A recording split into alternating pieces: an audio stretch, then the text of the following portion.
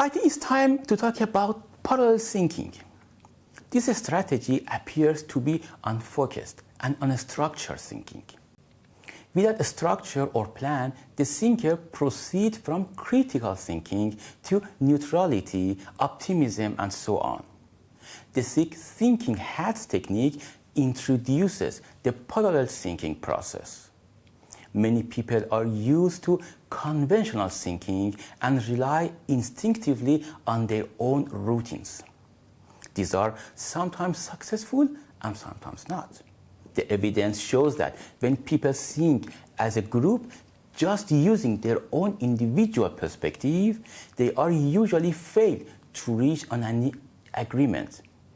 People who have high strength in their ego, or in another word, they have a high need for power, have a tendency for black hat thinking style, which can lead to catastrophic meetings.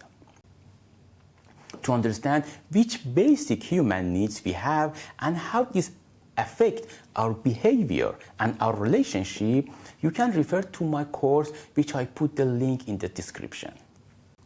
The six thinking hat technique can prevent this issue by allowing everyone to contribute their perspective on the problems, benefits, the fact, by minimizing distraction and promoting thinking processes. This will be achieved because everyone has the same color hat. For example, the white hat. So the participants will put on the next hat once they have stated their opinion in the discussion. As a result, all members of the discussion will be thinking in the same way at the same time. The only exception is the leader of the session, who will wear the blue hat all the time to ensure that the discussion proceeds well. Now you have a better understanding of what this technique is about. You may wonder how to use it in real situations. You can develop different programs and strategies using the six style thinking that I presented here. You can consider them as hat sequences that shape the thought process toward a specific purpose. Sequences always start and end with the blue hat. The group agrees on how they will think together, and they think, and lastly, they analyze and result of the thinking process and decide what to do next. When you're also thinking alone, you can also employ sequences or hats, as I will explain in a moment.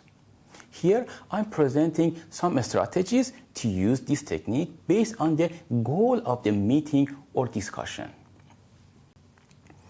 For bringing up initial ideas, you can use the following hat sequences: blue or metacognition, then white or information, at the end green or creativity. If you want to choose between alternatives, you may use the following sequences: blue or metacognition, white or information, green or creativity, yellow or positive view, black or judgment, and red emotions. On the other hand, when you want to identify solutions, you can use sequences as blue or metacognition, white or information, black or judgment, green or creativity. When you consider a fast feedback, use the following sequence: blue or metacognition, black or judgment, green or creativity, white or information. If you want to do a strategic planning, you can employ following sequences: blue, yellow, black. Also, if you want to do a process improvement, I consider the following sequences: blue, white hat, yellow hat, black hat, green hat, and red hat. So if you want to do a problem solving, use these sequences: blue hat, white hat, green hat, red hat, yellow hat, and at the end, black hat. Also at the end, to do a performance assessment for your team, you can manage the following sequences: blue or metacognition, red or emotion, white or information, yellow for positive view, black for judgment, and green for creativity. One of the important questions we should consider in all matters is the advantages and disadvantages of any concept or technique. So what do you think? Can you use this technique in your everyday life or business? Here is my own opinion on the benefits and drawbacks of the 6 thinking hat techniques. First, let's consider the benefits. Number 1, the 6 thinking hat method is a well-defined technique. It improves parallel thinking. It organizes a brainstorming session and meeting. This technique encourages clear thinking. It promotes innovation and productive thinking.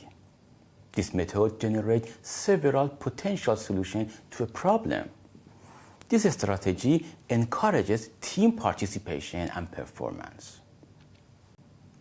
So what is the drawback of these techniques? I can come over 2 topics.